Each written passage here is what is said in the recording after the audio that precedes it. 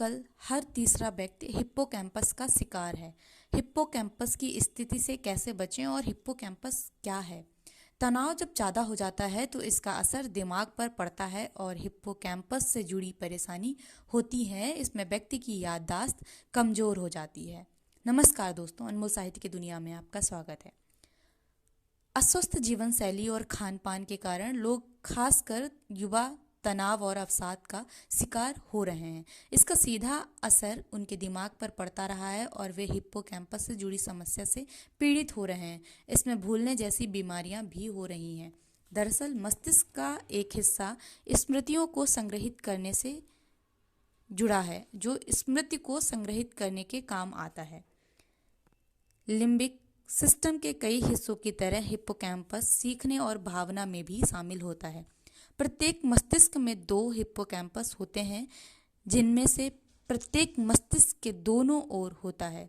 कई न्यूरोलॉजिकल स्थितियों और बीमारियों में शामिल होने के कारण हिप्पोकैम्पस मस्तिष्क में सबसे व्यापक रूप से अध्ययन की जाने वाली संरचनाओं में से एक है। खराब हिप्पोकैम्पस कार्यप्रणाली के लक्षण अधिकतर याददाश्त से जुड़े होते हैं। समय समय पर भूल जाना कि आप चाबियां कहाँ रखते हैं, किसी नाम को गलत याद रखना, किसी का नाम ना याद आना आवश्यक रूप से स्मृतियों में समस्याओं का संकेत है।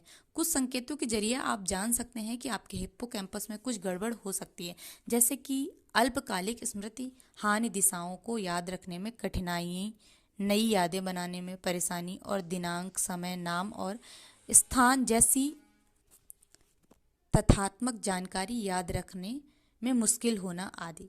हालांकि आप हिप्पोकैम्पस का व्यायाम उस तरह नहीं कर सकते जिस तरह आप अपने बाइसेप्स को मजबूत करने के लिए वजन उठाते हैं, लेकिन कुछ चीज़ें हैं जो आप याददाश्त बढ़ाने और अपने लिम्बिक सिस्टम को फिट रखने के लिए कर सकते हैं, जैसे कि कुछ नया सीखने का प्रयास करना, कोई गतिविधि करते समय एक से अधिक इंद्रियों का उपयोग करना।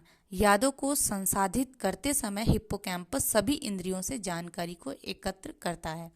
आपकी याददाश्त में सहायता के लिए प्लानर्स, कैलेंडर्स और डिजिटल ऐप का उपयोग करता है, ताकि आप छोटी छोटी चीज़ों के बारे में तनाव ना लें और अपनी याददाश्त को मजबूत बनाने के लिए आपके द्वारा सीखी गई जानकारी का नियमित अंतराल पर खुद अध्ययन करना। ताकि इसके साथ ही प्रतिदिन योग, व्यायाम और एक्सरसाइज करने की आदत डालें और प्रोटीन युक्त खाद्य पदार्थों का सेवन करना शुरू करें। साथ में खुद को विश्वास दिलाएं कि आप बीमार नहीं हैं। आप कैसे भूलने की बीमारी को दूर कर सकते हैं?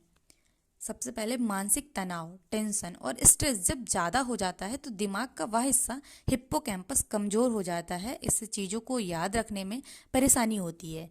इसलिए कोशिश करनी चाहिए कि ऐसी किसी चीज़ के बारे में ना सोचें जिससे तनाव बढ़े। तनाव को दूर करने के लिए सबसे बड़ी और अहम बात यह है कि दिल को और दिमाग में याद आने वाली बात जो लोगों के साथ साझा की जा सकती है उसे साझा किया जाए। यदि आपके साथ साझा नहीं की जा सकती तो उसे अपने आप से दोहराएं और अपने आप से बाहर निकालने की कोशिश करें। आपकी लाइफ में एक व्यक्ति ऐसा होना चाहिए जिसको आप सारी बातें बता सकते हैं, जिस पे आपको पूरी तरीके से भरोसा हो, विश्वास हो और उससे आप अपनी बातें साझा कर सकें।